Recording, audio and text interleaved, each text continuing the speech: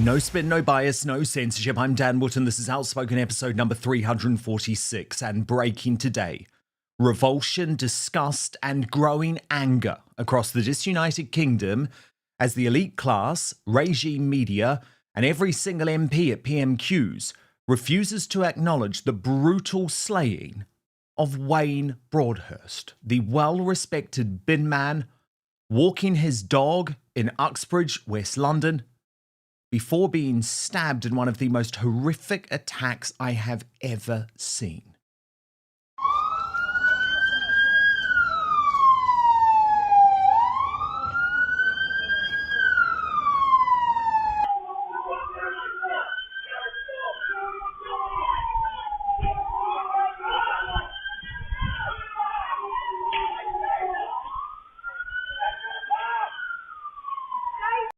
Why don't they want to talk about it? Because the man arrested for his murder is an Afghan illegal migrant who arrived here on a lorry, but our suicidal authorities gave him leave to remain. I am so angry, but I think what horrifies me almost as much is how those in power and influence are turning the other way. Not a word on Woke ITV News last night. Not a single question to the Prime Minister today. And even when the MSM do cover it, they refuse to talk about the real story. A man has been arrested after a triple stabbing in West London. Someone's been stabbed over here, someone's been stabbed here, babe, I can't take it. A murder investigation has been launched. A 49-year-old man was treated by paramedics, but died at the scene. A man. That's enough. Just a man. Patriots have had enough. Keir Starmer, if you're listening to this or you see this, seriously, you really have to wake up. The country is going to end up in civil war and something has to be done. You've got to start listening to the people of this country. You really have. I am talking about illegal immigrants. I'm talking about the ones that assessments are done on them by social care. And the biggest battle, I'll tell you what the biggest battle is trying to prove that they're an adult because they want to be seen as a minor. Keir Starmer, if you're listening to this, please do something. I'm petrified. I've never broken the law in my life. I've been a law-abiding citizen. I've been a civil servant. Please do something. It's us that are dying on the streets. You talk about being racist. We're not racist. Indeed, it's once again Elon Musk and Tommy Robinson who have united to warn of an imminent civil war coming to Britain. We will get into it all in my digest next. Then, my superstar panel are here. And let me just take one moment to bring you some good news today.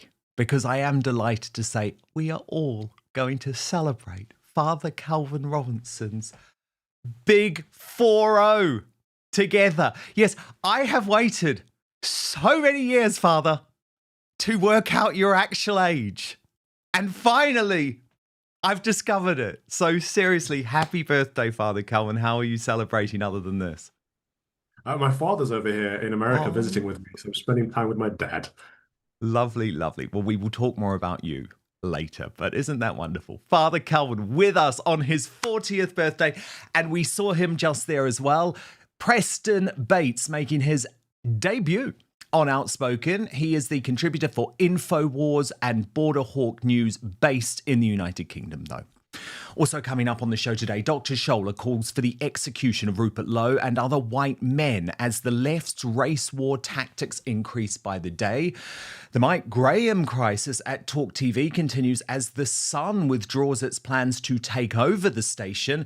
And we'll be exclusively joined from hospital by Lady Colin Campbell, our very good friend who has suffered a near-death experience this week and now says that the NHS are trying to kill her. I was speaking to Lady C on the phone from hospital last night. She's got a lot to say. She is doing okay, but you're not going to want to miss that later in the show. Then in the uncancelled after show on Substack, Prince Harry and Meghan Markle booed at the baseball in the US. So we're going to get into all of that with royal YouTube sensation Pete Diner. for some light relief, and we need it today. Also revealing a new Greatest Britain and Union Jackass before the end of the show. Here are your nominees today. Bob Villain, nominated by Backcass48, who says, Bob, most of the people born on this island would like or be fine with you had you not shown yourself up to be a massive terrorist supporting and murder enjoying CNUT. What could he mean? What could he mean by that? Rachel Reeves, nominated by It's Only Me 44, who says Rachel thieves from accounts for trying to blame planned tax hikes on Liz Truss's mini budget in 2022, with Liz Truss's response of what a load of utter bollocks. And Dr. Scholler, we're speaking about her later in the show, nominated by Dr. Wolf 44 for wanting Rupert Lowe dead in a deranged rant. Thankfully, she's becoming more of an irrelevance these days as she is too toxic even for the Jeremy Vine show. Surely only a matter of time before she is sectioned. So there are your choices. Keep your comments coming in and I'll share some of them at the end of the show. Do stay with us. Big show ahead. Let's go.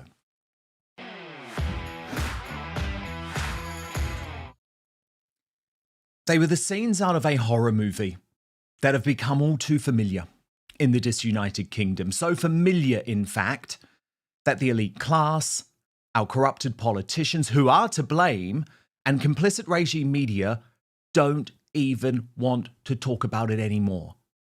But we must not allow this to become our new normal.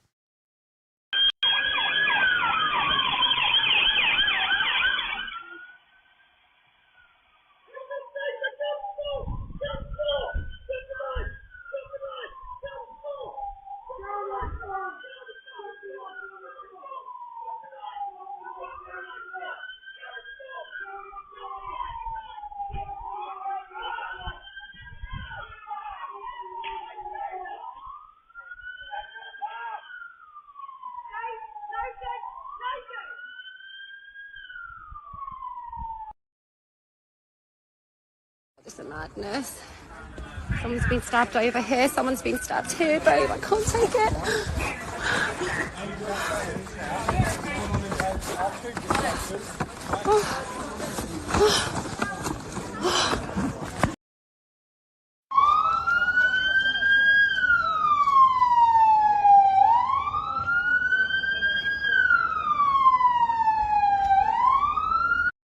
The brutal slaying of Wayne Broadhurst on the streets of Uxbridge, West London, shames our ruling class. There he is, look at him.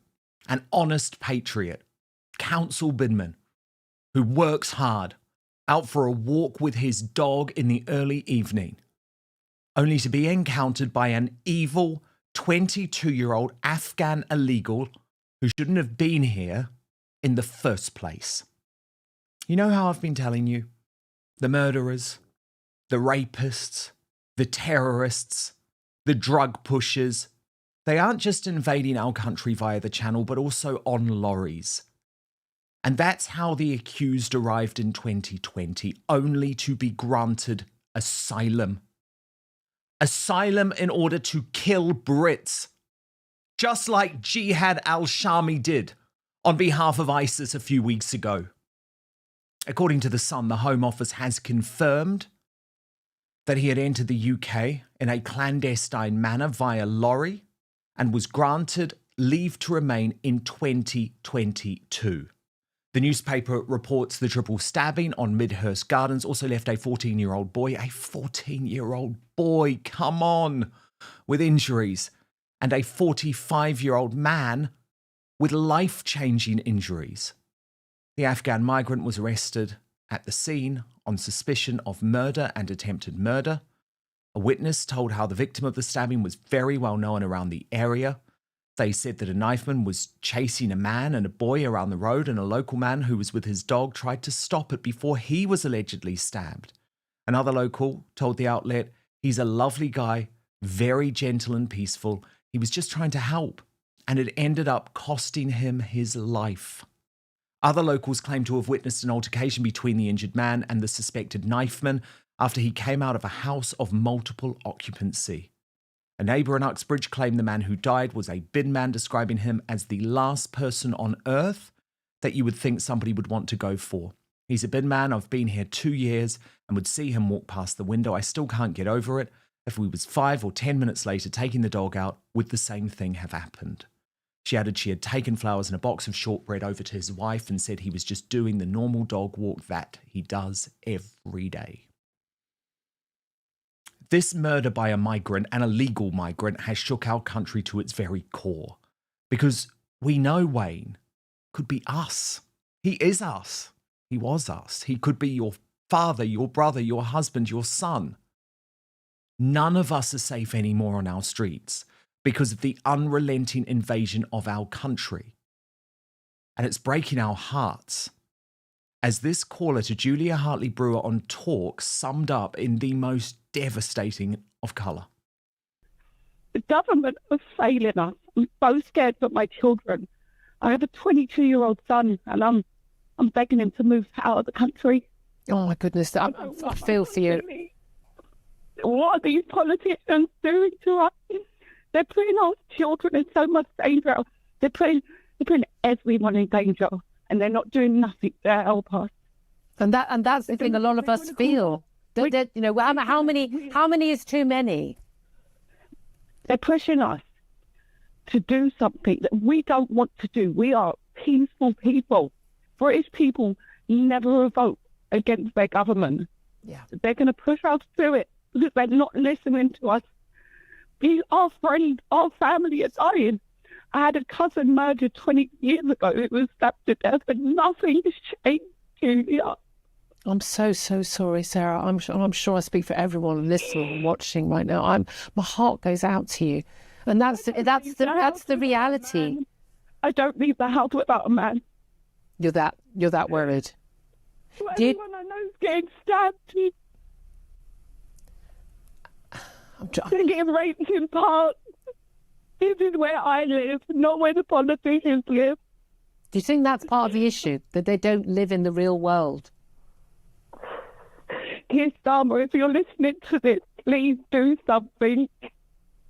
I'm petrified. I've never broken the law in my life. I've been a law-abiding citizen. I've been a civil servant. Please do something. It's us that are dying on the streets. You talk about being racist. We're not racist. My sister's mixed race. I was a white child brought up in a mixed race family.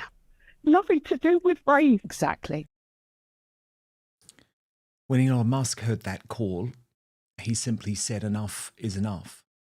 But there was more. Keir Starmer, if you're listening to this or you see this, seriously, you really have to wake up. The country is going to end up in civil war and something has to be done. You've got to start listening to the people of this country. You really have. Well, I mean, very strong words, and you're right in the eye of the storm there, James. Robert, would you have anything to say to that? Would you echo the sentiment of James right now? I mean, that community, they've had enough. Yeah, but listening to James and listening to Wendy, you know, I do think there is a sort of a glimmer of hope in this, in that sort of communities that are being put upon so egregiously by the government and by this crisis are really starting to find a collective voice and a collective identity, and actually starting to really get back in touch with one another. I am talking about illegal immigrants. I'm talking about the ones that assessments are done on them by social care, and the biggest battle, I'll tell you what the biggest battle is trying to prove that they're an adult because they want to be seen as a minor. Right. So that then causes a whole new process of, okay, they're actually telling us that they're 16 or 15. Actually, they're 27-year-old men. Or 30 I keep reading about these cases, and thank God I've got the expert in the room. I mean, you've seen these cases where people with grey hair and beards, and basically they're balding and they're saying they're a 16-year-old. I think there was a 40-year-old actually finding himself in classrooms at one point, and of course there was the case of Thomas Roberts, the aspiring Marine, who was killed by an illegal migrant that had managed to convince local authorities A, that he should be put in foster care, and B, that he should be exposed to school children as well. We're one of the only countries in Europe that doesn't do biometric tests on these individuals, and Wendy makes a really good point, and actually the number of false claims that people are children is going through the roof, because they know that once they get sort of considered a child, that their claim is effectively...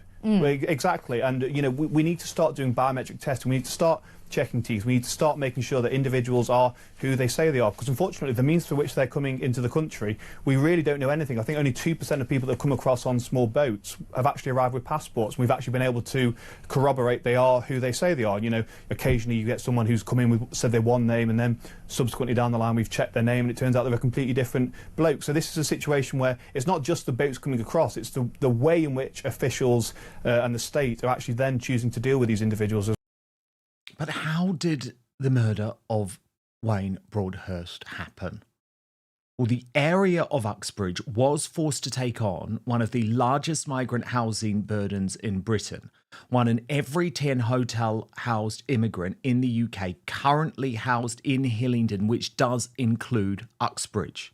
Now, Harman Singh Kapoor was on the scene, and he reported, talking with locals, it came to light that he lives with another Afghan family. This is the accused, in a rented house paid by the local council and pays them rent for a room, which is illegal. Initially, he had an argument with his cohabitants, from where it escalated out onto the street.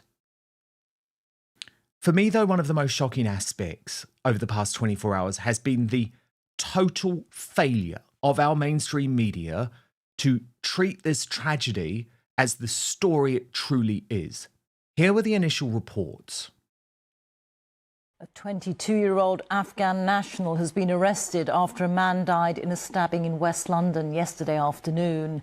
Another man and a 14-year-old boy were wounded in the attack in Uxbridge. The Metropolitan Police described the incident as a shocking and senseless act of violence. A man has died after 3 people were stabbed in West London.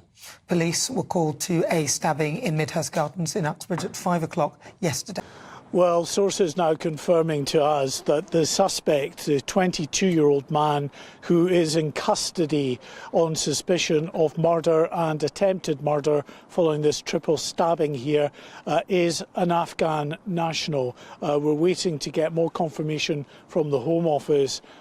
This eyewitness spoke for all of us. Outside the property of Afghan descent, coming out the HMO property.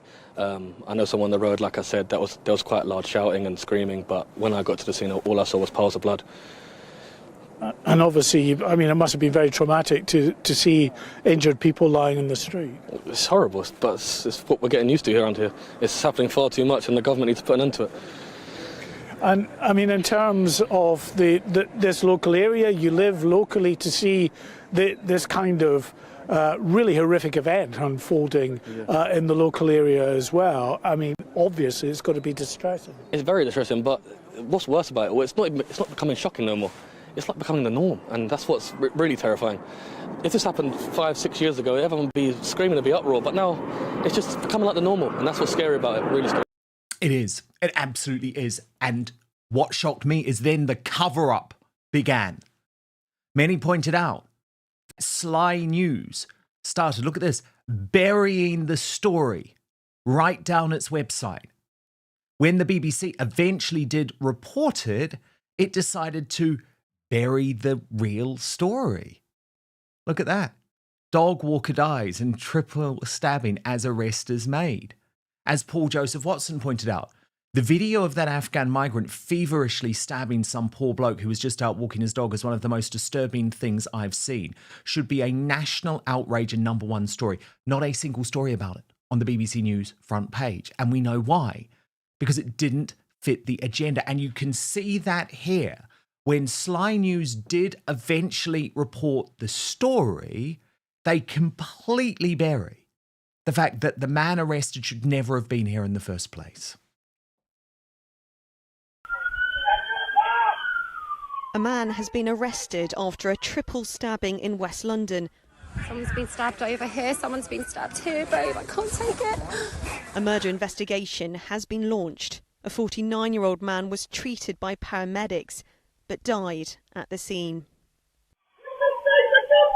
CCTV shows a suspect with a knife being chased by police, tasered, before being taken to hospital. A 45-year-old man was taken to hospital with life-changing injuries. A 14-year-old boy was also treated for stab wounds. Sniffer dogs and 14 police officers in protective clothing have been seen going along Midhurst Gardens, going inch by inch, looking for any evidence as to exactly what happened. Residents are shocked by what happened. So it was really frightening. It breaks my heart, really breaks my heart. It's really sad. The suspect is a 22-year-old Afghan national who entered the UK on a lorry in 2020. That's your and lead. was granted asylum 2 years later. That's the lead. He's now in right police there. custody, having been arrested on suspicion of murder and attempted murder. No. That's not the footnote. That is the story. But nothing made me more angry than watching that cretinous bastard Tom Bradby on Woke ITV News last night, because he did not mention Wayne's murder once. Not once in the entire bulletin. There were endless reports on Jamaica, the Sudanese civil war, the latest from Gaza, fat jabs, and even more Donald Trump bashing. But not one word on a murder which has stunned and rocked this nation. It is social engineering, pure and simple. The Daily Mail was the only newspaper to lead on the story. And the Met Police seemed more concerned about the footage of the incident circulating on social media rather than the incident itself. They were rightly lambasted for suggesting Wayne Broadhurst had, quote, sadly died, rather than being bludgeoned multiple times to death by a knife-wielding illegal. Just like they always do, they hid behind draconian contempt of court rules in order to do so. So thank God for Elon Musk, and thank God for X, which has given us a free speech platform to express to the world what's really happening. And we're supported from the US by the likes of End Wokeness, who posted to millions, say his name. Wayne Broadhurst killed yesterday in broad daylight as he was walking his dog in the UK by an illegal from Afghanistan. John James on X summed up the mood of the country by writing, "You can smell the anger across the UK tonight. Decent people have had enough." The great academic Gad Saad weighed in, replying, "There will be civil war." And then Elon Musk went further, predicting civil war in Britain is inevitable. Just a question of when. Indeed, Musk has quite rightly used what happened to Wayne to repeat his calls for British patriots to back Tommy Robinson, who, as an aside, the state might lock up for terrorism on Tuesday. But Tommy posted, "We are under attack across the land from those welcomed in by the government and do-gooders." Elon then poetically drew parallels with The Lord of the Rings, writing, "When Tolkien wrote about the hobbits, he was referring to the gentlefolk of the English shires who don't realise the horrors that take place far away. They were able to live their lives in peace and tranquility, but only because they were protected by the hard men of Gondor." What happened to the nice man who was brutally murdered while walking his dog will happen to all of England if the tide of illegal immigration is not turned. It is time for the English to ally with the hard men, like Tommy Robinson, and fight for their survival, or they shall surely all die. He added, "The flames of justice calling to the people have been lit and will burn brighter every day." What is very clear to me is that the elite class has never been more out of touch with the people, the real people. As Paul Embry wrote, an innocent man out walking his dog in a respectable suburb, slaughtered in broad daylight, 2 others, including a child, wounded. The suspect, an Afghan national who entered Britain illegally and was granted asylum. Meanwhile, our MPs are banging on about Sarah Poachin and TV adverts. They have no idea of the mood that is building in this country. But despite that, we had silence today from our political leaders. Total silence at PMQs, and shame on them all, including Kemi Badenoch, who had a real opportunity to put Starmer on the spot about this and failed. Frosty Basildon pointed out, I am in complete disbelief that it's gone 10 p.m. This was last night, and neither Starmer Lammy or Sadiq Khan have made a statement about the stabbing in Uxbridge today. No press briefing, not a tweet, nothing. These are taxpayers and voters, citizens. One of them was a 14-year-old kid, for fuck's sake. Appalling. But they want to stop talking about it. They want to stop talking about it. They want us to stop talking about it. As Charlotte Gill argued, Afghan men have repeatedly killed and raped UK citizens, yet they're the most represented on small boats. As I wrote in March, and it's not rocket science, these incidents are going to continue happening without a serious change of direction. And they are. Because here's the shocking thing. Wayne Broadhurst is not the first. He will not be the last. I will never forget sitting opposite the grieving father of Thomas Roberts. Remember Thomas Roberts, the aspiring British Marine, brutally murdered in Bournemouth in a random stabbing attack by the Afghan illegal Lorry Abril Hamza. This was his dad, Peter. My wife went to the hospital. She phoned me about half an hour later to say he died.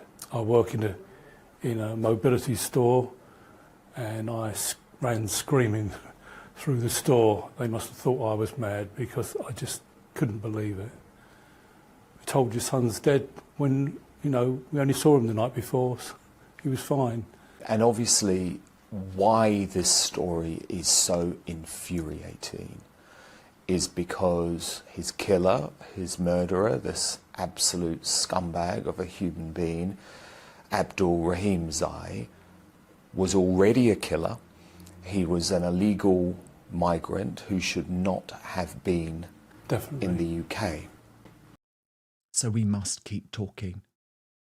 We've got to keep talking about this. As Katie Hopkins wrote in tribute, Wayne Broadhurst, the best of us, stabbed to death by a fucking illegal Afghan given a free pass to our country. God bless Wayne's family. This does not end here. Now, the Superstar panel.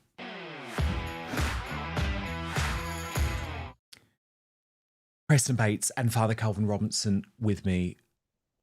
Father Calvin, this was a shockingly predictable tragedy.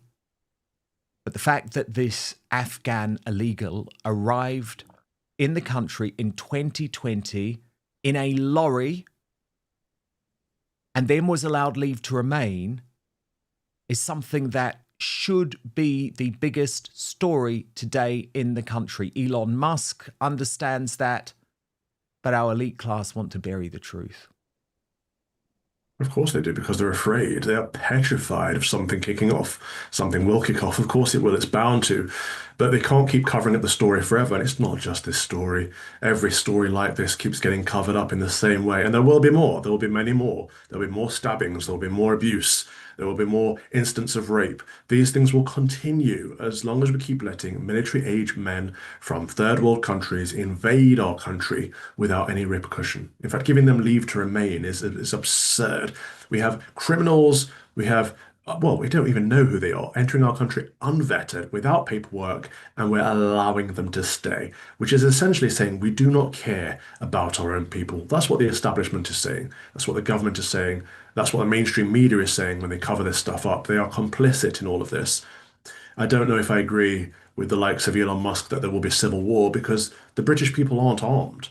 In fact, the only people that are armed are the Mohammedans. And what's the advice from the government? Is to keep your weapons in the mosque. Like, what kind of advice is that? And so who is going to be fighting who? I can't see, and with what weaponry? I can't see a civil war happening. I can see much more civil unrest. I can see people getting more unhappy, and I can see more people dying at the hands of the invaders, but I can't see a means or even a will to fight back.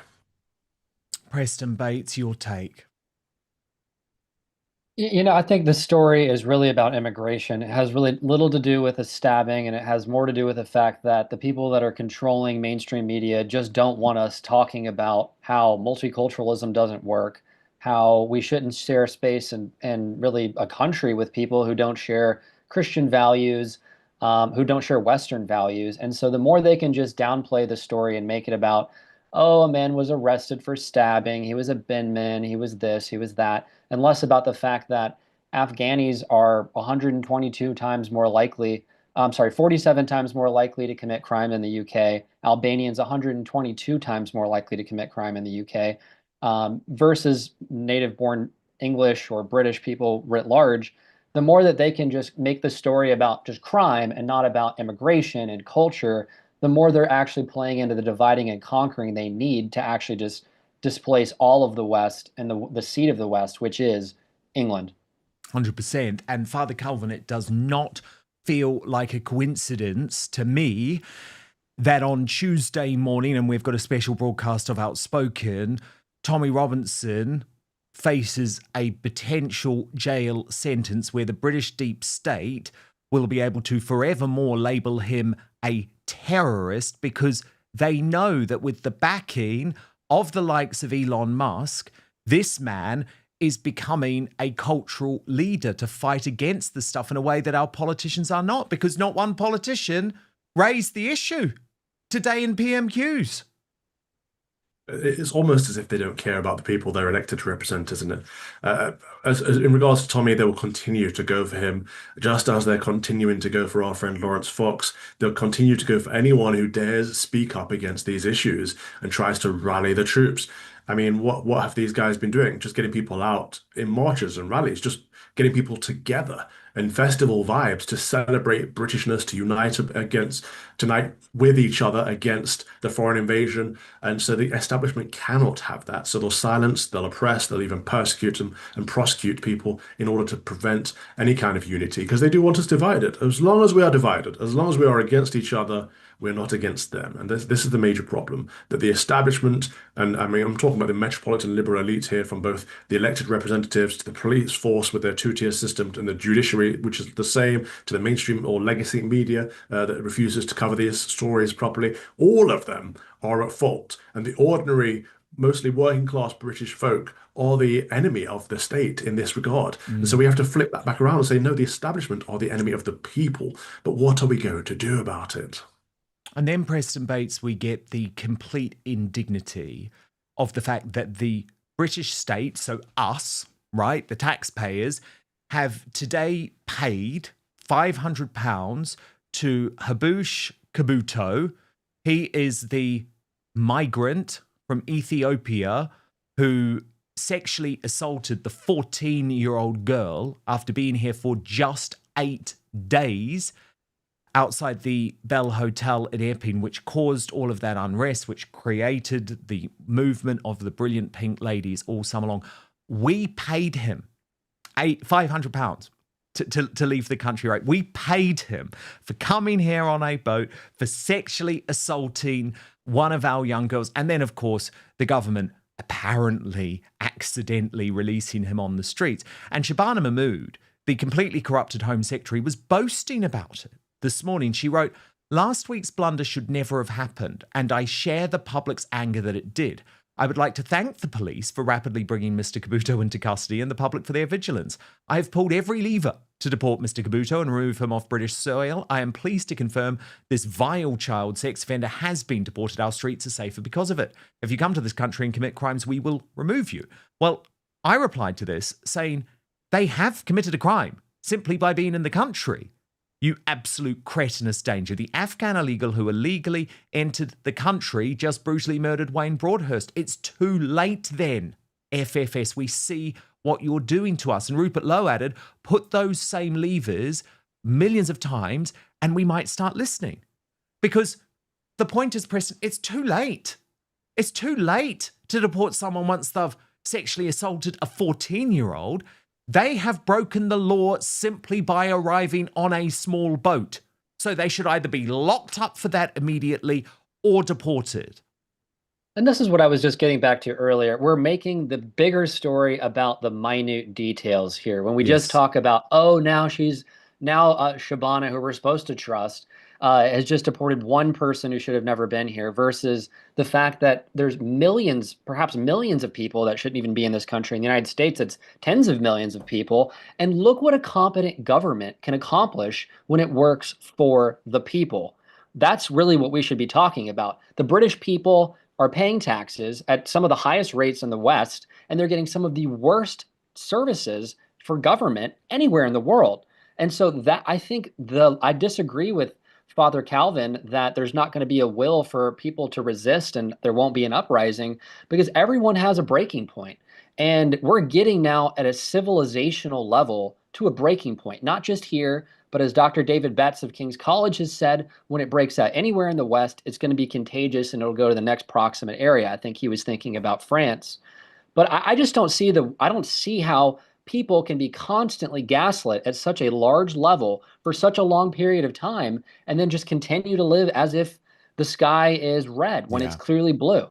100%. I mean, Father Calvin, do you understand that actually, okay, yeah, we're not armed, but we're also not stupid. And for a long time, we have trusted our elite class. Remember, for a long time, Father Calvin, as well, we've only had these lies from the mainstream media. There hasn't been an alternative. It hasn't necessarily been easy to find out the truth.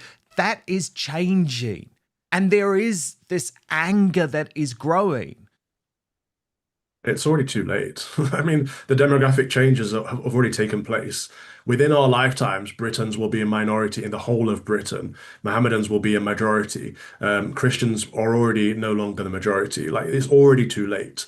I don't see any political means. I don't see any civil war happening. And again, the people aren't armed, and if the will isn't already there by now, when is it going to be there? We're an apathetic people who are sitting by and we've watched our country be taken over. It's already too late. We should have had gunboats preventing all of these illegal immigrants entering our country in the first place. Mount machine guns on the cliffs of Dover, for goodness sake. Nobody should be allowed to enter the country illegally. That is, as you rightly pointed out, it's an illegal act from the get-go. Therefore, they should be deterred. Australia manages to do it. Our wet, lukewarm politicians claim international law would not allow them. So what?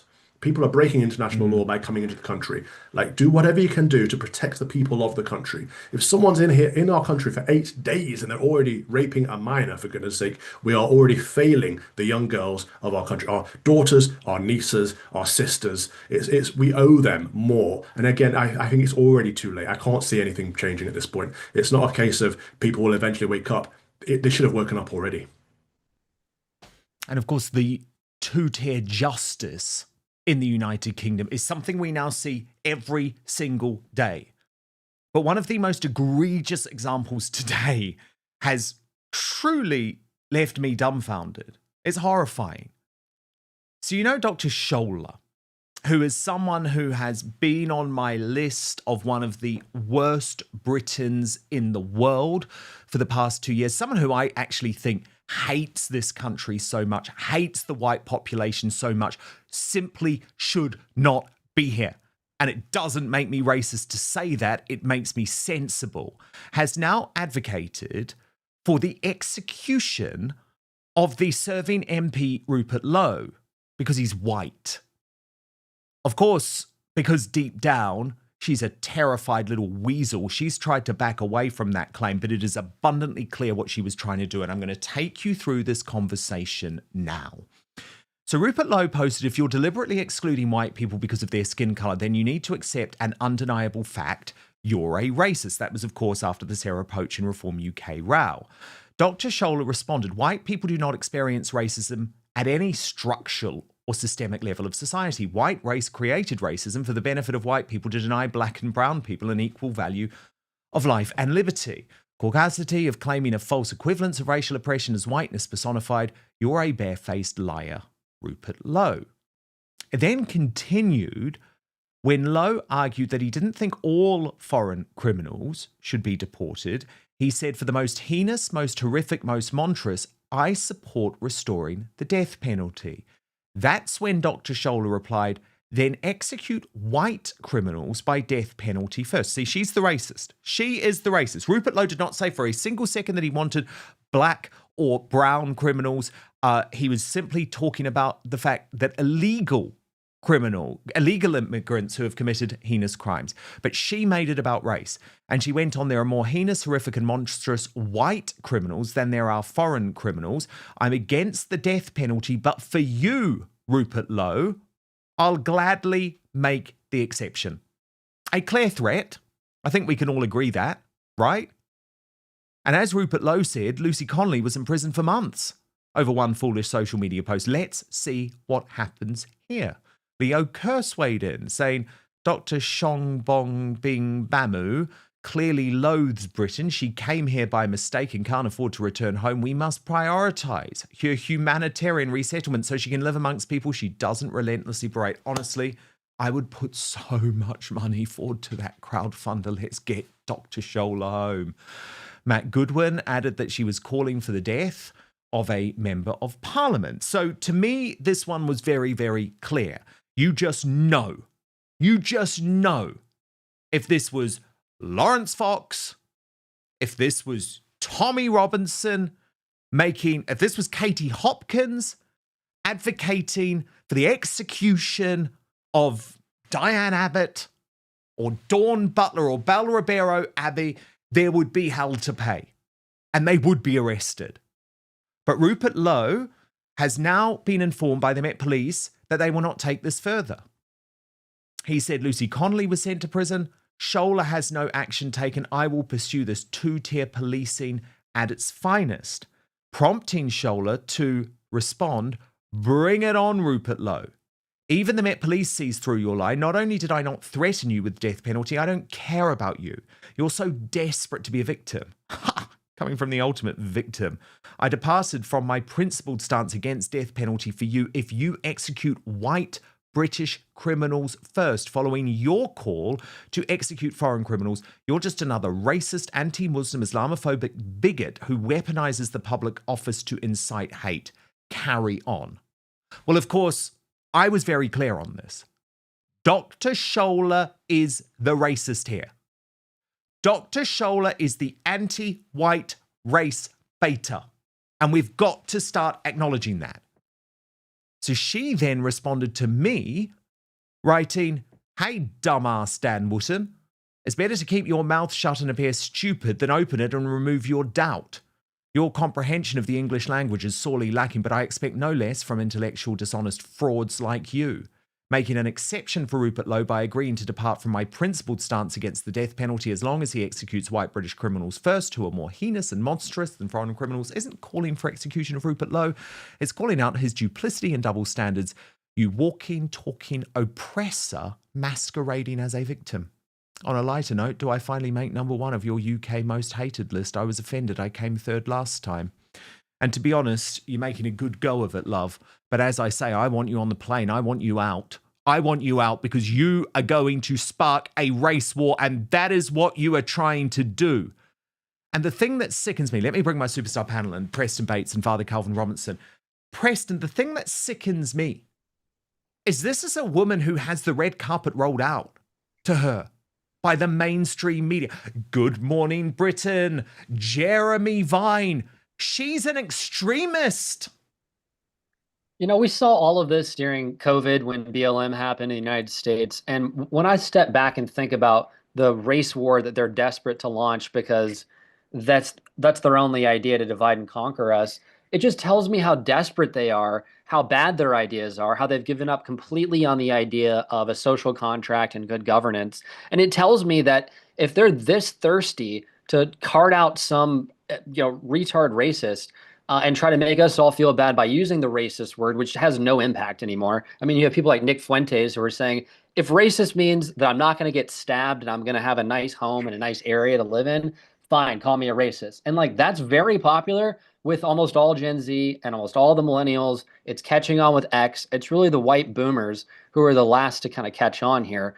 But I mean, these people have completely missed the boat. And the moment politically has shifted so much that I see people like this lady, Dr. Shola, she's not really a doctor, in my opinion, of really anything except for hate, as just a desperate attempt to create more vitriol to distract from the fact that the government project of big government has failed. And these people don't have any ideas. And so they just want to rile us all up so that they can increase the authoritarianism. And as long as we don't get into that, we still win. Yeah, I mean, very true. Father Calvin, the idea, though, that she's the good guy, it's like, when is the mainstream media going to acknowledge the truth? That actually people like her on the hard left, and of course we saw it all weekend long, Father Calvin, with the Islamist hate marches on our streets as well, are the true evil, are the true racists. Yeah, Dr. Shola has had a pop at me many times over the years. I think I blocked her a while ago because she's just an anti-white racist, and I don't like racists. But Preston's quite right. She's not actually a doctor. I remember someone, I think it was Dr. Rakib Ehsan, tried to do research into her doctorate, couldn't find it. It's like the Nigerian princess thing that she's got going on. Also interesting that her family were actually slavers, not the victims of slavery. A lot of people don't know that. She's just massive grifter, and it's the worst kind of grift because she's literally dividing our country with her racial propaganda. And the problem with it all is that she clearly hates the country she's in and hates the people of the country. Her message to Rupert Lowe that she doesn't believe in the death penalty but she'd make an exception for him. He's not a criminal. He's done nothing wrong. Why would you make an exception for him? This is the problem with the left, with the liberals, with the evil side. They want to kill us. They hate us so much they want to kill us. You're absolutely right. There should be no place in our country for her. She should be deported back to Nigeria post-haste. This is the thing. We should have the death penalty. Absolutely. These people like the rapists and the violent abusers, the chap who raped a girl after 8 days in the country, they should be hanged. The rest of them should be deported. People like Shola Alabola, whatever her name is. I like Leo Curse's tweet on her, absolutely spot on. And the problem is these people are not welcome in our country. They don't like our country. They don't like the people of our country, and they make everything about race. Sometimes race does come into it. Black people, for example, make up 4% of the demographics of Great Britain, yet 45% of the knife crime in London. Almost 20% of all violent crime in the country. Like, this is over-representation. This is disproportionate. This is clearly an issue with a particular demographic that needs to be addressed. Much like Pakistani Mohammedans make up, 5% of the demographics, yet 65% of child sexual abuse. Again, clearly there's an issue there that needs to be addressed. My solution would be, okay, no more Pakistani Muslims in the country. Done. Close the border to that particular area. Fine. We have to be unafraid of the word racism, and we have to face these problems head on and solve it. Otherwise, our country will continue to go down the pan. Preston, could you believe those scenes in East London over the weekend? I mean, I actually think Nigel Farage was right when he said it was like an invading army. And I went looking, because again, you can't trust the mainstream media on this. They want to present these dudes as if they're peacemakers. But I actually went and looked at the Islamist independent media. And I mean, Preston, they're saying the quiet bit out loud, right? That they're not hiding it. It's like, we're here for a takeover and we're here to impose Sharia law. That's what you hear in the Islamist independent media. And that's why I want to go back quickly to a point that Father Robinson and I were disagreeing about whether or not it's too late and whether or not people will wake up or whether or not they'll fight. I mean, I'm no fan of Nigel Farage. InfoWars is no fan of Nigel Farage. You're no fan of Nigel Farage. But even Nigel Farage has finally had to have a come to Jesus moment. Reform has had to have a come to Jesus moment. The party is drifting further and further right. The comments that you just referenced reflect that. And so, if we don't have civil government and civil society as a lever to peacefully take back and respond to these assaults, these waves of assault, of globalism, of transnational capture of democratic institutions, then we're left with literally violence. That's it. So I don't think we can afford to be black-pilled entirely. And I think the example in America about what democratic election can look like when it's executed and how fast things can change when there's the willpower and the leadership and the competence should be an emblematic example to the rest of the West to say, stop being guilt-tripped, stop listening to fake doctors, Shola, who's trying to make us feel guilty and forget our glory and our strength and our amazingness. Grab the reins of government back and let's make some change and do so peacefully. Otherwise, we actually will devolve into a 1920s style German situation where you have the true far right and the far left fighting, and then those of us who want civil society. And the more that they go down the path of calling Tommy Robinson a member of the far right, the more they're actually encouraging that type of division. Exactly. But look, while I did praise Nigel Farage in terms of his comments to do with the invading Islamist army, I was very disappointed to see him throw Sarah Pochen under the bus. Father Calvin, you're used to this with Mr. Farage, so I wanted to get your reaction, but this is what he said. poaching used in response to a caller into talk radio on Saturday morning were without ugly and taken on their own could be read to be very, very unpleasant indeed. I am unhappy with what she has done. I can't underestimate that, and she fully knows how I feel. The way she put it, the way she worded it, was wrong and was ugly. Oh, Father Calvin, I was so disappointed.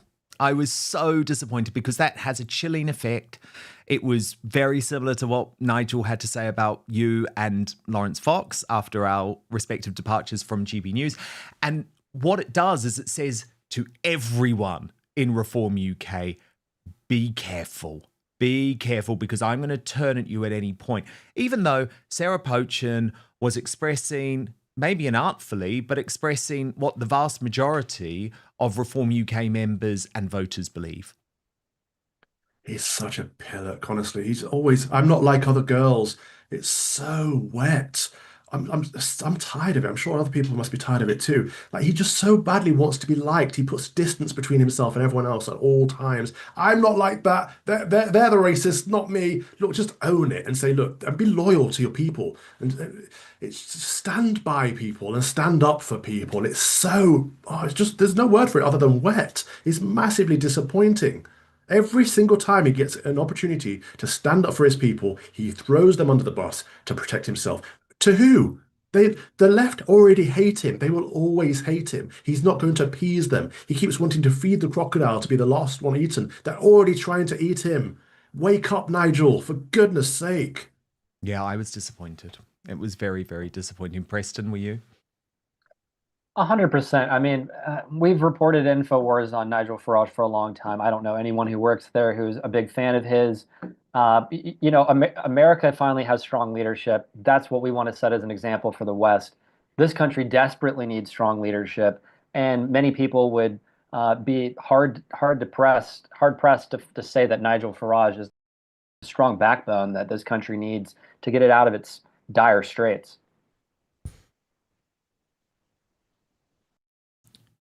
Breaking right now, the growing crisis at Talk TV over the axing of Mike Graham is growing by the day. I can reveal that a planned takeover of the troubled station by the Sun newspaper is now off because the Sun's editor and senior management are so woke and so wet, they believe that the station is too far to the right. What happened to my old newspaper? What happened to the newspaper that used to represent the working classes? So I'll take you through the story, but another update as well. Kevin O'Sullivan, Mike Graham's best friend, has been booked to host Plank of the Week again this weekend, which suggests Mike is no closer to returning. Indeed, according to the Daily Express, which has reported on the civil war between Talk TV and Talk Sport, his future is on a knife edge, with a Talk TV source telling the newspaper that the decision on whether Mike will be allowed to return to work will come in a few days.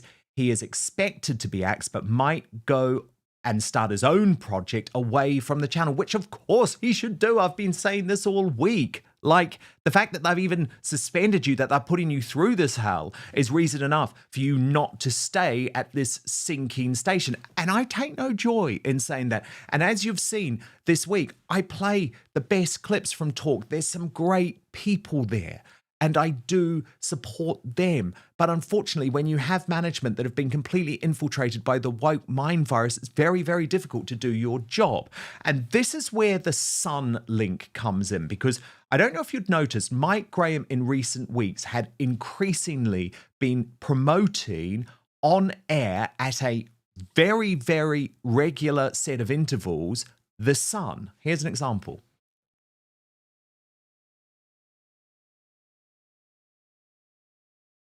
90 minutes in 90 seconds from the Sun. Very good morning to you, Charlie. Good to see you. England may train at Inter Miami FC's ground, it says here, for the World Cup. Ross Clark's here, columnist at The Sun. Ross, very good morning to you. Good morning, Mike. I rather like your intro about you can only imagine that Ed Miliband's been locked in a cupboard for the past few days so that he doesn't get in the way. Let's talk to Kate Ferguson, political editor at The Sun on Sunday, who's up there in Liverpool for us. Hello, Kate. Very good morning to you. Hi. Hi, good to be here. Yeah, I mean, I don't know what phase we're in now, but what I can tell you is that I've just seen a piece of information in which it says that Keir Starmer's latest poll ratings show that his approval ratings hit a new low of -48. And so, as you could see there was this increasing corporate tie-up. And the idea was that The Sun was going to take over Talk TV, that the channel was going to be rebranded to become The Sun TV. And what that meant is that the losses currently being faced by the station would be soaked up by The Sun newspaper in the same way that the losses from Times Radio are soaked up by the Times. The idea being that Talk TV, or The Sun TV as it would be described, would effectively be a marketing tool for that newspaper. However, Victoria Newton, the editor of The Sun, has long been concerned with what she sees, and this is so ludicrous, of the right-wing, far-right rhetoric of the likes of Mike Graham and Julia Hartley-Brewer, so she has now pulled the deal. Indeed, she sides with the Talk Sport woke losers, like Aid Oladipo, who started this whole thing by posting of Mike, just been sent that now deleted Instagram post from Mike Graham. I usually hold my tongue with most of the racist nonsense I see on social media, but this is beyond vile and unacceptable from someone in the same building as me, same floor. He simply has to be taken off the air immediately by Talk TV. Horrible man. Now, Calvin McKenzie, a close friend of Mike Graham, has revealed that Graham is lawyering up for this battle, writing, puzzled that TalkSport presenter Aid Oladipo has now deleted his ex-post, which led to News UK taking Mike Graham off air after his Facebook page was hacked with a racist message. The post from Mr. Oladipo said he simply has to be taken off air immediately by Talk. That was last week. Now it has disappeared. Was he told to take it down by management, or did he, on reflection, think it was not appropriate? Or did he fear being sued by Mr. Graham, who has now retained the services of high-powered lawyers? I think we should be told. News UK undercurrent CEO Rebecca Brooks has history when it comes to killing messages during the phone hacking saga, currently on ITV1. Brooks oversaw the killing of 10 million emails by a contractor in India. The Met had asked for them to be retained. Okay, let's head to my superstar panel now, Preston Bates and Father Calvin Robinson. So, Father Calvin, I've been very interested to talk to you about this. Firstly, the post itself. Let's just go back to the beginning, Father Calvin, because I genuinely don't know what you think about this. I haven't asked you about it privately. He wrote on Facebook, then claimed he had been hacked. Compare and contrast. Tell me we're not fucked by multicultural bollocks. Why are we surrounded by non-white people? Just fuck off. So let's just take it as read, Father Calvin, for 1 second, that Mike Graham wasn't hacked. Do you have a problem with that Facebook post? Is that Facebook post reason enough to lose your career, to lose your show, to be cancelled? The only problem I have with that post is the swearing. I think other than that, the content is absolutely right. Why are people in Britain surrounded by non-white people? It's usually, or it used to be, a predominantly white country. The English ethnicity should matter just as much as every other ethnicity, unless people believe in ethnic cleansing. An Englishman should want to protect England for the English, and there's nothing racist or xenophobic about that. It's called common sense, really. It's absurd to me that people in the West see that it's okay for everyone else in every other culture to want to protect their own culture, their own ethnicity, their own faith. But when people back home want to do it, it's like, no, that's wrong. Why? How is that a sackable offence? Preston, what about you? The post itself, do you think it was racist? Do you have an issue with it?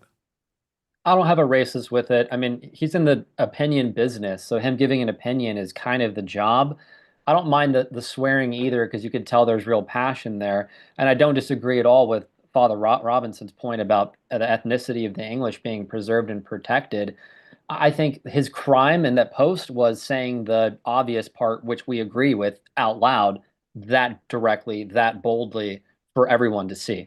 Yeah, I mean, I guess the frustration, if you're coming at it from a tactical point of view, is that if he had simply replaced non-white people with illegals or migrants, the same point would have been made without having people calling you racist. That's sort of my reading of it. But Father Calvin, he then goes back on air before being forced to issue, and we know all about these, Father Calvin, don't we? Or I know all about these. You know, the hostage video apology, which was like, you know, my Facebook was accessed and this vile message was posted. And I'm sorry, and I'm sorry, and I'm sorry. And it's, look, I've been there. It's basically like, I'm being told to say this. I probably haven't written this myself. People are saying if you post this, you're not going to lose your job, effectively. But of course, it never works, does it? No, because these organizations buckle under pressure, and the management was clearly receiving a lot of pressure. They passed that pressure over to Mike, who then did the, how do you call it, the hostage video. But the pressure continued, and the management didn't have enough backbone to stand by their talent who's helped build the station over the last 2 years. They didn't have enough backbone to say, no, Mike is our guy and we're going to stick by him. Instead, they fire him, which is just disgusting. I think Mike was a bit weak on this, granted, but he's in the journalism career. He's not on this like a mission like some of us, and so of course he wants to protect his job first and foremost, and says, oh, I was hacked, it wasn't me, whatever. We can forgive that. But the station getting rid of him after he's literally put blood, sweat, and tears into that station over how many years? It's sad. There's no loyalty anymore. No, there was really not. And we know that. We know that because Preston, Father Calvin and I went through a very, very similar experience at GB News where Lawrence Fox made this comment on my show. I was meant to apologize and I didn't. I sort of awkwardly laughed and, you know, people know the story. But Father Calvin was one of those loyal folk who said, well, I'm not going to be going back on Dan Wootton's show if Dan Wootton's not there. And he was sacked too. And so what we've seen is like a cone of silence around this, and viewers and listeners are increasingly boycotting the station. But Preston, do you have any sympathy for the co-presenters at Talk? Because, you know, I've spoken to a lot of them this week and they say, look, this is an HR process. We're not actually helping Mike. If we say anything, if we say something, we lose our job as well, and then the entire station gets shut down. Like, do you have a sympathy for that argument? Because I guess one of the things that really upsets me is I see such a fundamental weakness on the right. We never stand up for each other. And sometimes it's because, you know, there's a whole load of different teams on the right and we're not all on the same team. And for example, we've seen this week Tommy Robinson, someone who we all support, absolutely go for Mike Graham because Mike has been on the bandwagon of calling Tommy a racist, for example. But sometimes don't we need to put individual disputes to one side and just think, if we don't stand up for one another, there'll be none of us left. I totally agree. And I always say, who needs the left when the right will just eat themselves? I call it the right-wing K-drama because it really is just an ongoing saga of infighting and bickering and pedantry and all of these small, stupid things while the left continues their march through institutions. Another point I want to make, back to an earlier point you made, this is, again, another gaslighting. This whole story about whether he should stay or go is gaslighting the idea that white people are being ethnically genocided through mass immigration replacement in this country. That should be the topic. What he said should be the topic, not whether or not he should have said it, as if we're debating whether or not an opinionist should have an opinion. I mean, that's absurd as well. Totally. But you're not really allowed these opinions, Father Calvin, are you? I mean, you discovered that at GB News. I mean, I think part of what GB News did to you was almost, oh, good, this is a way that we can jettison Father Calvin, who has been dropping truth bombs that are probably too close to the bone. They were building a dossier on me, which will be released next year when I take them to court. But the fact of the matter is, I mean, you are more forgiving than I am, Dan, on some things. The people at that station are a prime example. You know, when you got fired, I rightly said, I cannot go on Dan Wootton tonight without Dan Wootton. And I called up all the other presenters and they were like, yeah, this is outrageous what they're doing to Dan. Like, people had differing opinions on what happened to Lawrence, but what happened to you was outrageous. And everyone's like, yeah, we need to do something. I'm like, okay, let's do something. And I step forward, I look behind, and there's not a single soul there. And I know you remain friends with a lot of those people, but they're all weak. They're all cowards because they're all more interested in their own career and their own ambitions than they are fighting this big It was fight. literally, I mean, look, and I hope I don't miss anyone out because I'd feel bad if I did. But from my understanding, in terms of people who were prepared to say, no, I will never appear on that station again, it was you.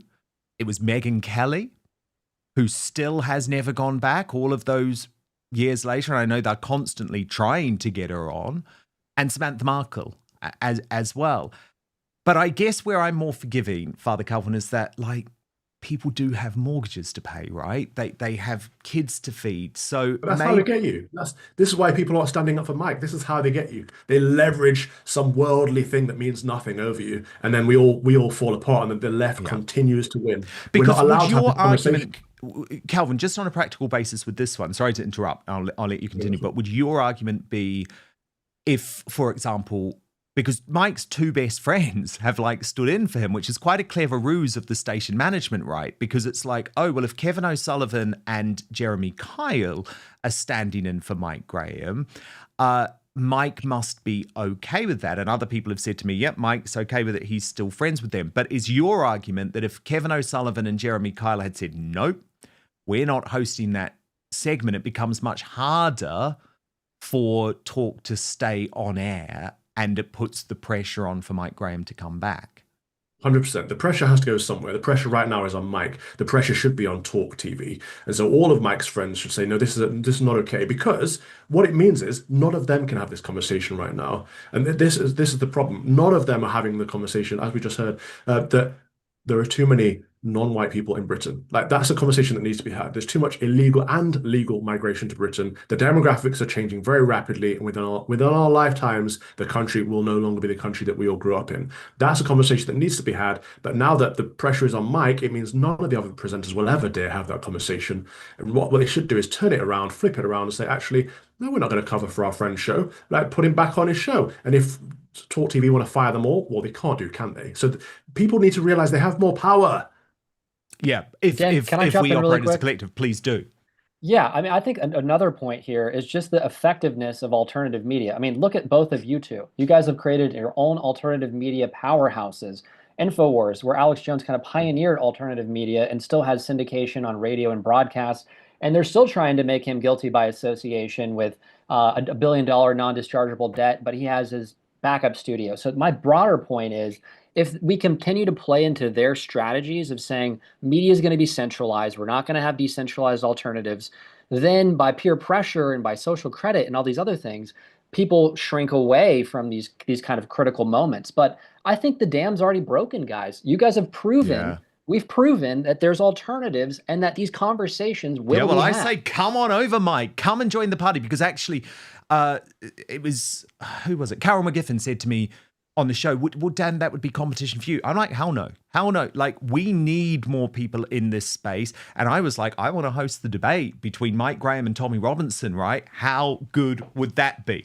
Father Calvin, I've got to ask you about this revelation in terms of the Sun backing away. I mean, Father Calvin, you know how much I used to love the Sun. You know, it was the paper of the working classes in this country. But my God, it's lost its way if it thinks that it's, you know, can't be associated with the horrible, nasty right-wing talk.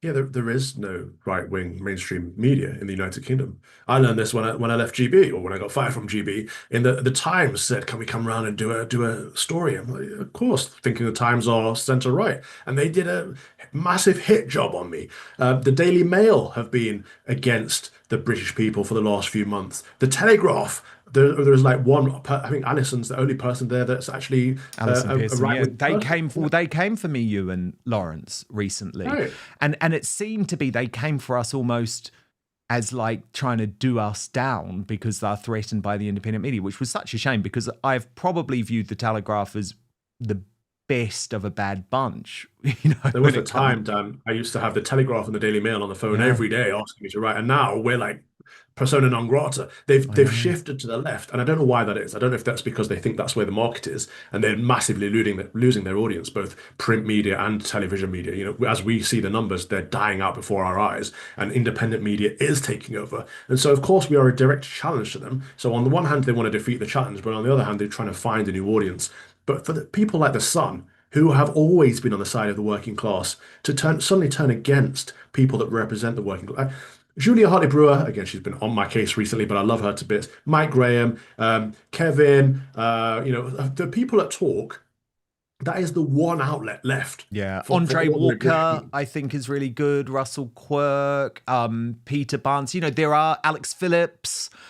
There are good people there. Ian Collins is, you know, I don't agree with all of these people and everything, but I think you're right. Same. It's like they're absolutely the best of what we've got. And this chipping away at them, I think, is really terrible. But look, the big news of the day, Father Calvin Robinson, can you really confirm you turned 40 today? Is this a fact? I'm stunned. This was a bombshell for me.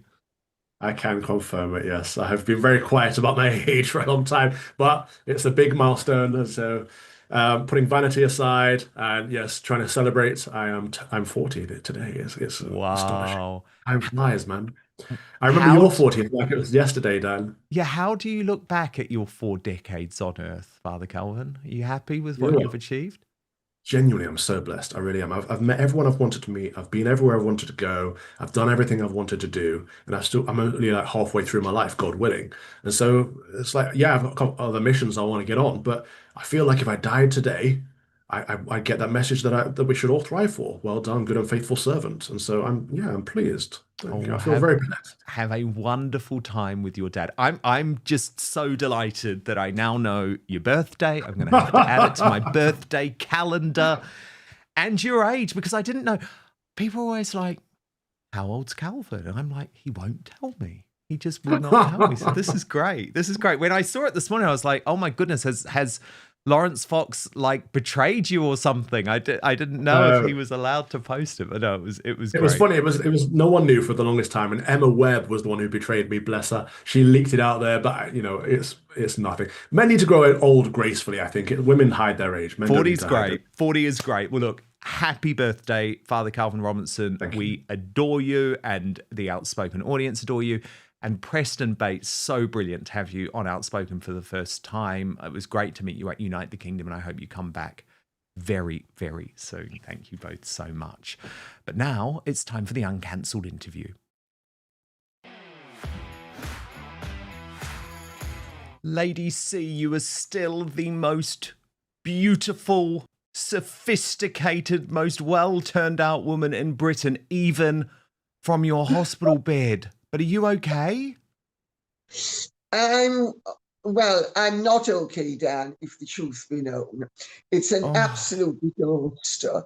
The medical treatment is good, but the system is so inefficient. It's so deplorable.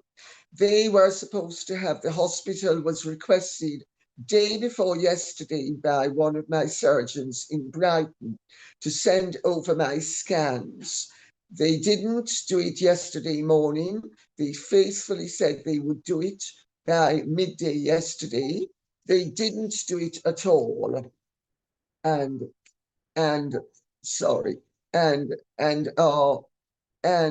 that means your operation has been unable to take place.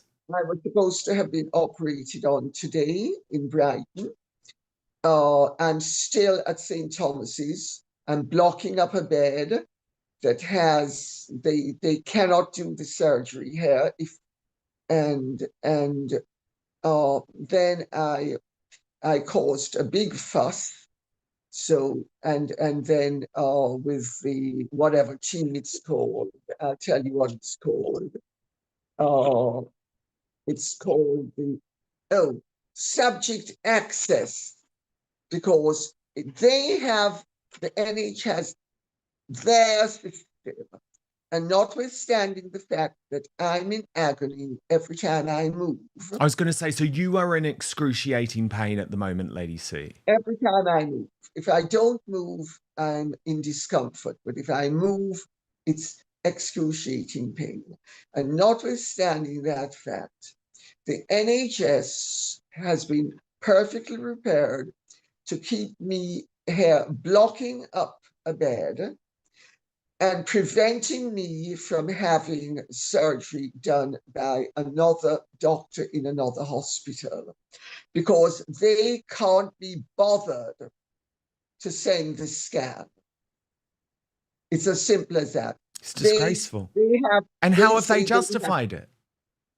They say they have their system and everybody has to fit in with their system. But you knew that the surgeon was ready, right? You knew that the surgeon in Brighton was going to be able to operate as long as he received the documentation. Yes, and they knew it as well. And they knew it. And the problem isn't the doctors and the nursing staff. The problem is the bureaucrats who are on fat salaries, who have no humanity. They don't care. I mean, they now care, because I was actually about to phone West Street in to tell him to get his people off their The UK Health Secretary. Yes, but then as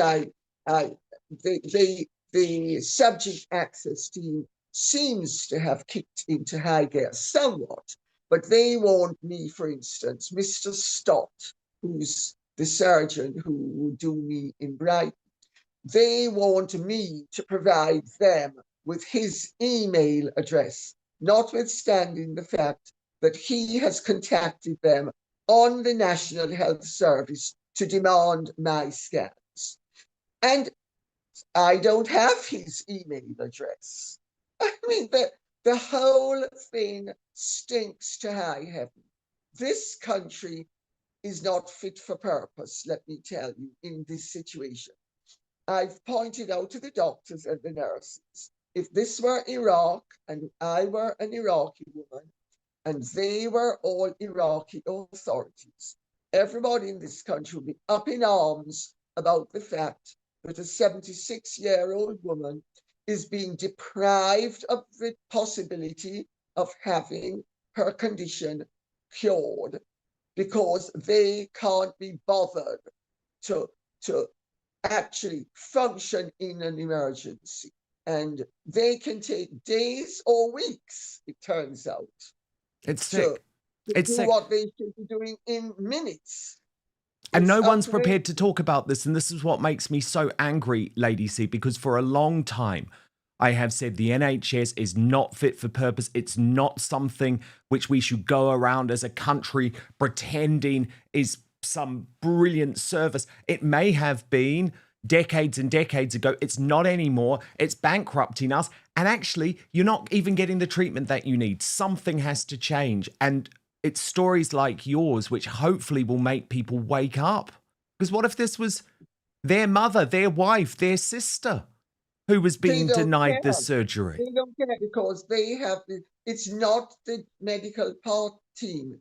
It is the bureaucrats and the administrators who are running the hospital and who run the system. And they said about their system, I said, I don't give a continental damn about your system. I said, I'm in pain. This was supposed to have been done 2 days ago. It's not been done yet.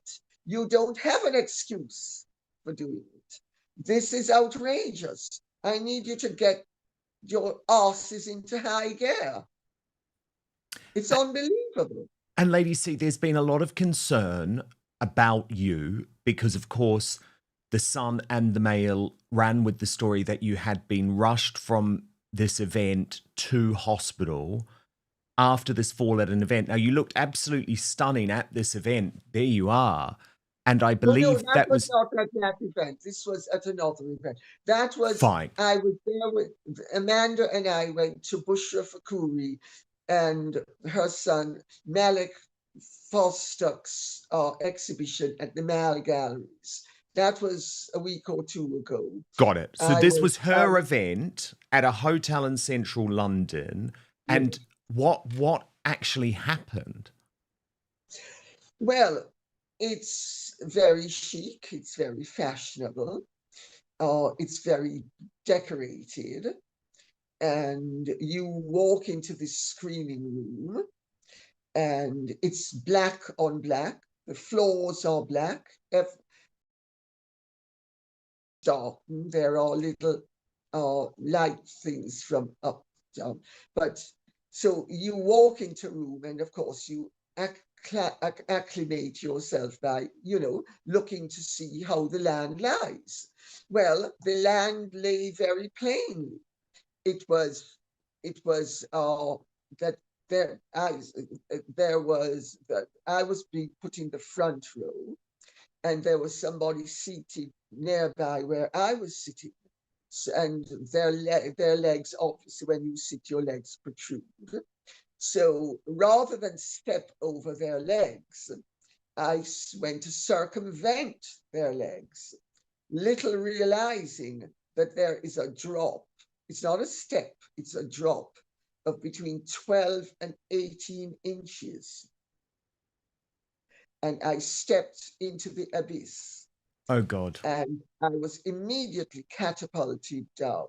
Mm. And as it Gives me happened, chills. I knew that I'd broken something. I actually thought I'd broken my hip, but I hadn't. Evidently, my hip broke my pelvis. The force of the impact, had it been a normal step, normal step is about 4 or 6 inches, there would have been no problem because you could have recovered. But because it's a massive drop, you end up with a huge impact injury. It's a very chic looking design, but it's a very bad design. And in fact, one of the very nice young men, paramedics, who came to take me to the hospital, he said that he nearly had the same thing happen to him. God. Can you believe it? Unbelievable. And so this is the big premiere, Lady C. You're obviously writhing in pain. The paramedics have to come. So did they cancel the premiere, or what happened? Oh, absolutely. I refused to allow that. It was the launch of Amanda Eliash's film, The Truth Will Out, which is a wonderful film about whether William Shakespeare wrote all of his plays and sonnets, or whether there was, say, a studio of writers, and he published the works under his name, because the true authors of some of the works, who were members of Queen Elizabeth I's court, or indeed, if they weren't members of her court, they were connected to her, like possibly her illegitimate son. And so they couldn't have their their contribution, so to speak, broadcast. So there's a lot of evidence to support that William Shakespeare was not the author of all of the works which have been attributed to him. And it's a brilliantly done movie. And it's very scholarly, but it's also very technologically attractive. And so I said, because I said, no, this happened at 2:20. The screening was supposed to begin at 2:30. I said, because they had to prop me up. They couldn't move me. I was in so much pain. So I said, let's not make a fuss about this. Let's just start the screening. No. And also they said they could have been 2 hours, 3 hours. They didn't know how long they were waiting for the ambulance. Waiting for the ambulance. So I thought, let's start the screening and I will look at it as well. Well, because of the way I was positioned, I when I tried to look, I was getting a cramp in my back. So I had to look through my compact mirror. Oh my God, that is amazing. So you still got to see the film? Yeah, yeah. Oh, but you must have been in so much pain, Lady C. Yes, but you know, Dan, one doesn't make a fuss of these things. One doesn't really want to make an exhibition of oneself either. So one just sort of rocked and rolled with it. And, you know, why ruin it for everybody else just because it's been ruined for me? So, but I mean, this should not have happened. There's no way that should have happened, because I looked, when I walked in, I looked, and it is clear to me, having a degree in design, that the room was designed to trick the eye for you to think that it's all one level, when in fact there is a considerable gap. There's no anything. They didn't have anybody.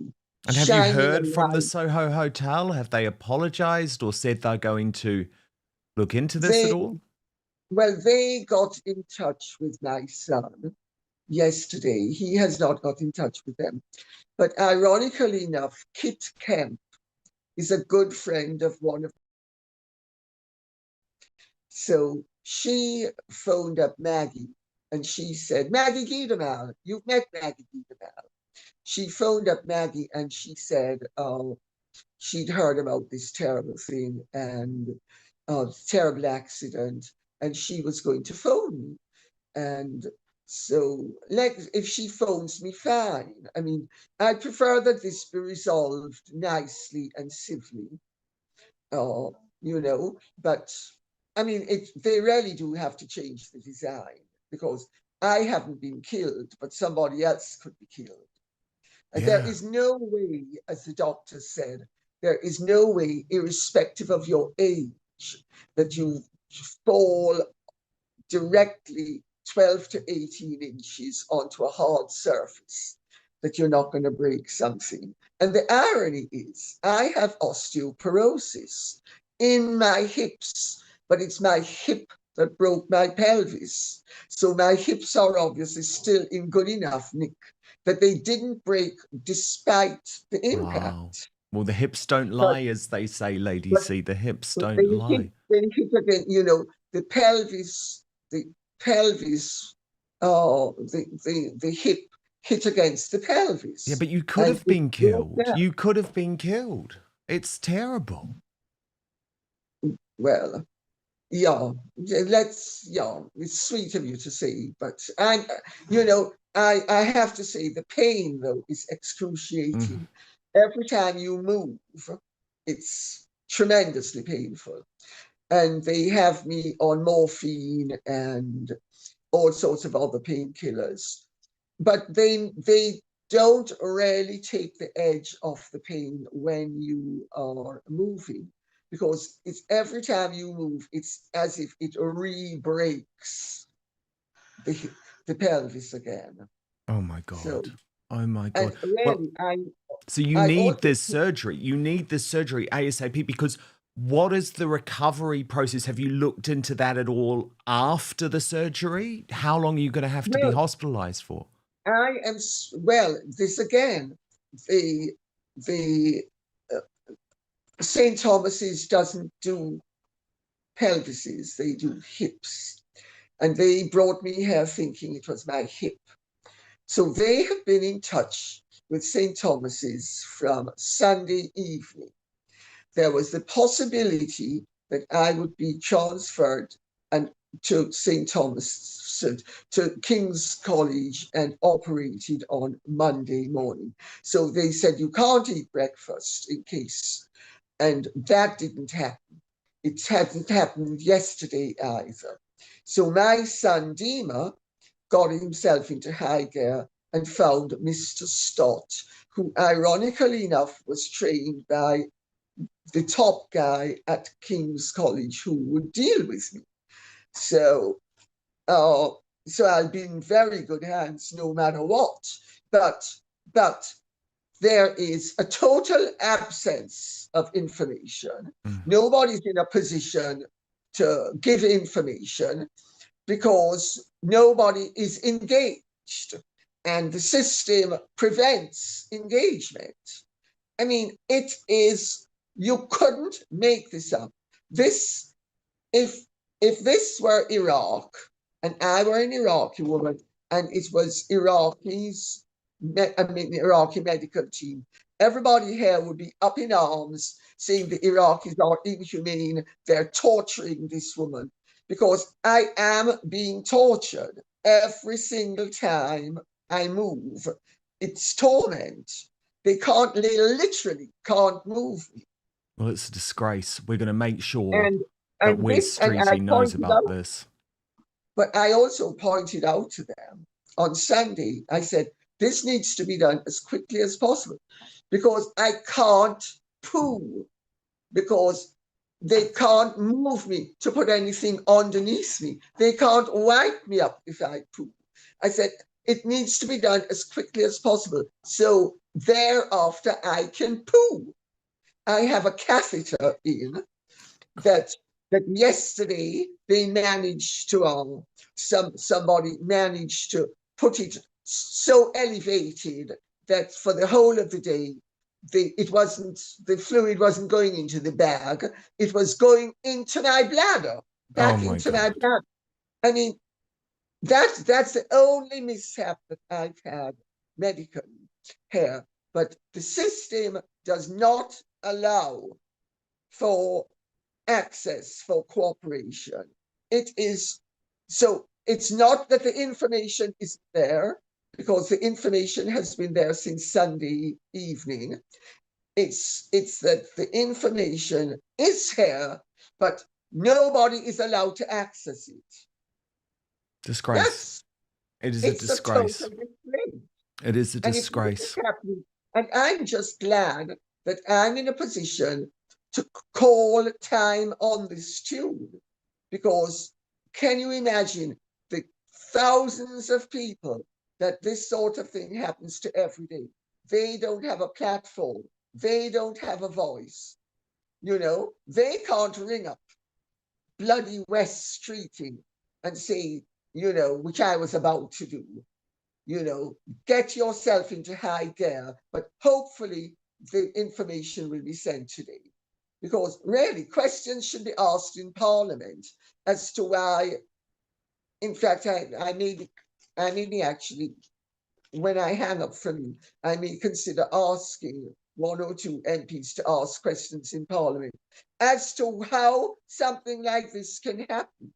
Because if they have the unmitigated gall, Dan, to do it to me when they know I'm a high-profile individual, and the likelihood is they will get found out.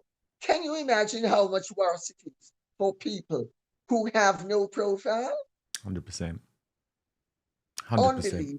And this happens every single day. No, thank God for calling it out. And thank God that you are okay, Lady C. I mean, you're not okay, but you know what I mean. You're with us, and you will be with us, and that is the most important thing. I can tell you something. If this system has its way, I will not be with you. I came in here perfectly healthy, and I will be worn down and left in such a way that they could end up killing me. God. Well, we're not going to let that happen. That's how bad it is. We're not going to let that happen. We will not let that happen. We're going to keep across this, of course. And are you feeling the love, Lady C? I mean, I've had so many people from across the world contact me asking if you're okay. I obviously spoke to you in hospital yesterday, so I was able to reassure some people. But are you feeling the love? Are you aware that there's this huge outpouring since the story broke? Yes, it's amazing, Dan. People have been extremely kind generally. Of course, one or two of the Sussex squad have said that they're delighted that it couldn't have happened to a worse person, sort of thing. Aren't they delightful? but showing their true colours again. All over the world have been sending in messages, and it's marvellous, you know.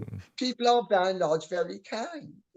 And it's much appreciated. Well, we love you, we adore you, and you've got to keep fighting for us. So we're going to get you out of this damn hospital, get the operation done, get you back to the channel, and then back on Outspoken. But Lady C, we're going to keep across this.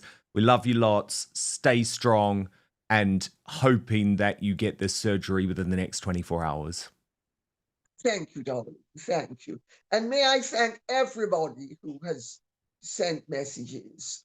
All the people who I can't thank, because there are too many of them. But I mean, it's really been very touching, you know. People have gone the extra mile for me. And it's nice to know that people care and that I'm appreciated. And thank you, Dan. Okay?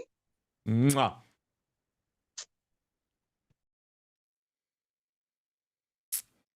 Okay, love your support of Lady C, and I want her to get better, and obviously I'm going to keep across this. But we have some breaking news just in regards to our top story today. The police have now charged the 22-year-old Afghan illegal accused of murdering Wayne Broadhurst, the 49-year-old dog walker and binman. He has been named as the Afghan national Safi Dawood of Midhurst Gardens, Uxbridge. What is, I think, most shocking is that the Metropolitan Police have now confirmed that this amazing man, Wayne Broadhurst, did not know. The charged man did not know the Afghan illegal. And of course, now that he has been charged, and I hate this, but I'm honest with you about it, there is pressure not to talk about it. The police are going to come down on everyone and talk about contempt of court. But just think about this for 1 second. Wayne Broadhurst. Let's remember that name. We're going to keep talking about Wayne Broadhurst, because just think about the fact that he left his house 2 days ago, probably after a hard day's work, cleaning up the streets for a bit of peace with his dog, and he ended up stabbed to death with this 22-year-old Afghan, now charged. He had never met him before. It looks like he was a have-a-go hero who was trying to get involved with this altercation, because the other two men who have been stabbed, one of whom is just 14, the other of whom has life-changing injuries, were known to Safi Dawood. But the complete stranger, this amazing man, exactly what we want people in Britain to be, Great Britons to be, ends up dead. Honestly, I'm absolutely flabbergasted about this story. And I know you are too. In fact, so many of you have been messaging in today on this. Charlotte Brown, thank you for the super chat, by the way. It says, heartbroken, Aunt Middleton, we need you now. Misty12314 says, I hope the family speak out against horrific murder. It seems the police keep families quiet. People have really had enough of this disgraceful government. Oh my goodness, Misty, I think about this all the time, and it's so frustrating. But yes, the police often put the fear of God into the families and say, oh, if you speak out, if you talk about this, it's going to make it harder to get a prosecution, which is of course bullshit. But what it means is they are silenced. Adrian Smith, 12I, says, I grew up near to where this happened. So glad to be well away from London now. I know so many people feel this. Simon IM2ZN says, not surprised the Uni Party are quiet, as they are complicit by encouraging them into the UK, so it's likely embarrassing for them, that or they couldn't care less. To be honest, Simon, I think it's the former. I thought that today. I thought, why is Kemi Bader not raising this? And of course I know why. Of course I know why, because it was under a Conservative government that this man was granted leave to remain in our country. And MC5500 says, why are our lives changing? Lack of safety, yet the immigrants have all the health and safety they need. We, the British, are left in the gutter. It's happening everywhere in Europe. So much frustration from you on this. And you know I will cover this story honestly, and we will cover this story honestly on Outspoken. Okay, let's reveal today's Greatest Britain and Union Jackass. Your Union Jackass nominees: Bob Villan, nominated by Matt Cass 048, who says, Bob, most of the people born on this island would be fine with you had you not shown yourself up to be a massive terrorist supporting and murdering enjoying CNUT. Rachel Reeves, nominated by It's Only Me 44 for blaming her planned tax hikes on Liz Truss. And Dr. Shola, she featured on the show, nominated by Dr. Wolf 44 for wanting Rupert Lowe dead in a deranged rant. The results are in. And actually, this was an interesting one, close today, but the first spot and the runner-up kept changing throughout the show, or at least in the early part of the show when I was looking. In third place, Bob Villan with 26% of the vote. The runner-up, Rachel Reeves, with 33% of the vote.